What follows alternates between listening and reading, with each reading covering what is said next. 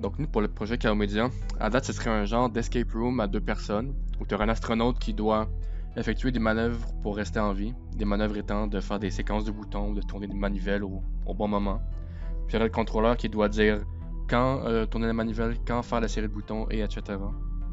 Au tout début, pour être sur la même longueur d'onde, on s'est dit qu'on allait faire une scène 3D, puis faire une genre de scénographie sur Blend 2 de c'est quoi ça allait ressembler notre projet dans le fond. On a déjà commencé à monter tout le setup avec la toile et la projection en classe. On a aussi commencé le travail du bois à la maison, parce que veux pas, c'est quand même quelque chose de physique aussi, c'est quelque chose de tangible. Et aussi, on a commencé à créer d'autres sortes d'univers 3D qu'on va inclure dans des vidéos. Et finalement, au niveau de l'audio, on a déjà commencé à rechercher et même à créer des sons et des musiques.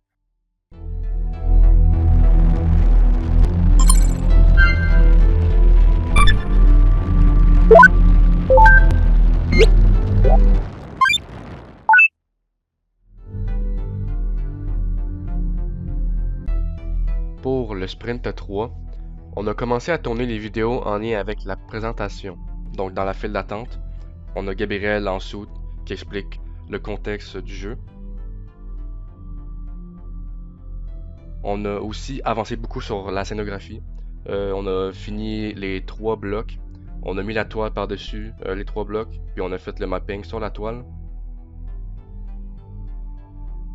On a aussi avancé sur tout ce qui était manuel qu'on va devoir imprimer. Donc on a un manuel qu'on va donner aux personnes dans la file d'attente pour qu'ils puissent comprendre. Puis aussi on va avoir un genre de cheat sheet pour durant le jeu pour que ça aille plus vite, là, pour trouver les interactions puis comment résoudre les problèmes. Et puis finalement, on a aussi fini l'interface du contrôleur puis tout marche dans Touch Designer. Donc on a toutes nos interactions, fait qu'on a des boutons, des switches, etc.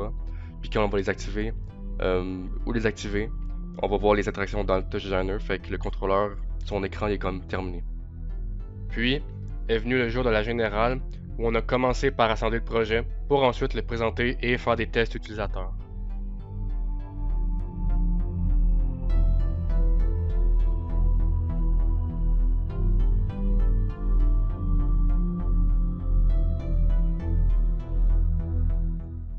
Puis, suite au test, on a eu beaucoup de recommandations qui tournaient autour d'un manque de rétroaction au niveau des joueurs, ce qui portait à confusion et donc à la défaite.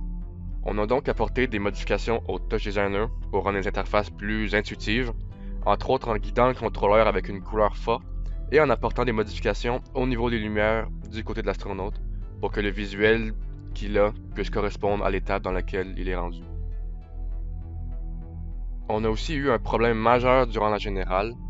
Notre structure de PVC commençait à incliner d'un côté, donc on a donc dû visser des poteaux en bois sur la structure pour la redresser. Puis finalement, le jour J est arrivé, donc on a réassemblé le projet en commençant par la station du contrôleur pour ensuite faire la station de l'astronaute. Puis on a lancé le jeu et on a fait des tests finaux avant l'ouverture au grand public.